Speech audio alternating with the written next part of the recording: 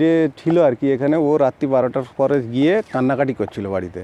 তো বললো কী হয়েছে, বলছে আমার বউটাকে বাঁচাতে পারলাম না, আর তোমরা চলো। কুঁড়ে ঘর পুড়ে ঘাটালে অগ্নিদগ্ধ হয়ে মৃত্যু হলো 3 জনের। মর্মান্তিক এই ঘটনাটি ঘটেছে ঘাটাল থানার কিসমত কোতলপুরে। সোমবার রাতে ঘুমের মধ্যেই খড়ের চালায় আগুন লাগলে ঘুমন্ত অবস্থাতেই মৃত্যু হয় ওই গ্রামে কাজ করতে আসা 3 শ্রমিকের। এই ঘটনায় গণেশ মান্ডিকে জিজ্ঞাসাবাদের জন্য আটক করেছে ঘাটাল থানার পুলিশ। ওই রাতে ওই পুড়ে যাওয়া বাড়িতে যে 4 জন ছিল তাদের মধ্যে একমাত্র জীবিত অক্ষত এই গণেশই। ঘরে আগুন লাগলে এই গণেশই গ্রামের অন্যান্যদের ডেকে তোলে। গণেশ জানিয়েছে সে এবং তার স্ত্রী শ্রীমতী মান্ডি ছাড়াও ওই দিন ওই কুঁড়ে ঘরে ছিল সন্তোষ দাস ও সন্তোষের স্ত্রী সুন্দরী মুর্মু। এই সন্তোষের সাথে গণেশের পরিবারের ভীষণ ভালো সম্পর্ক ছিল। ওই রাতে তারা 4 জনে মিলে রঘুনাথপুরে পঞ্চমী মেলায় যায়। সেখান থেকে খাওয়া দাওয়া সেরে বাড়ি ফিরে পরে রাত 11টা নাগাদ ঘুমের মধ্যে হঠাৎই তাদের ঘরে আগুন ধরে গেলে সে বেরিয়ে এলেও বাকিরা ওই ঘরের মধ্যেই রয়ে যায়। পরে গ্রামের লোকজন গিয়ে আগুন নেভাতে সক্ষম হলেও ততক্ষণে পুড়ে ছাই খড়ের চালের বাড়ি।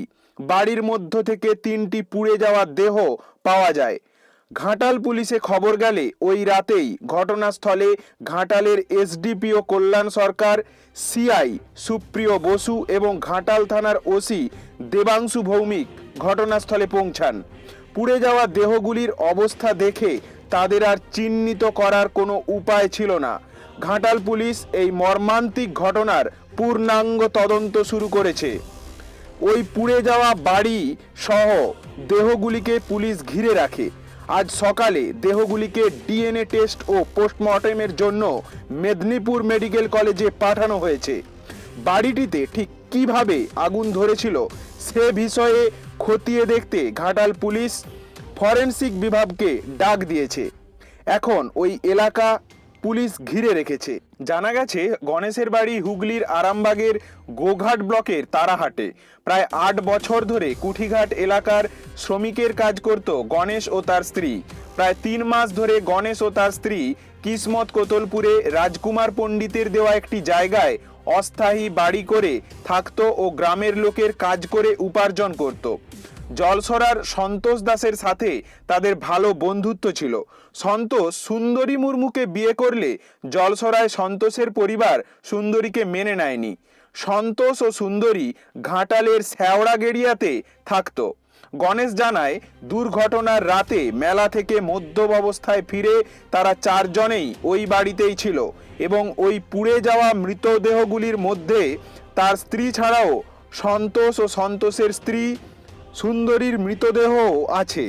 স্থানীয়দের প্রশ্ন, ওই বাড়িতে আগুন লেগে 4 জন একেবারে পুড়ে ছাই হলেও একা গণেশ কিভাবে অক্ষত থাকলো?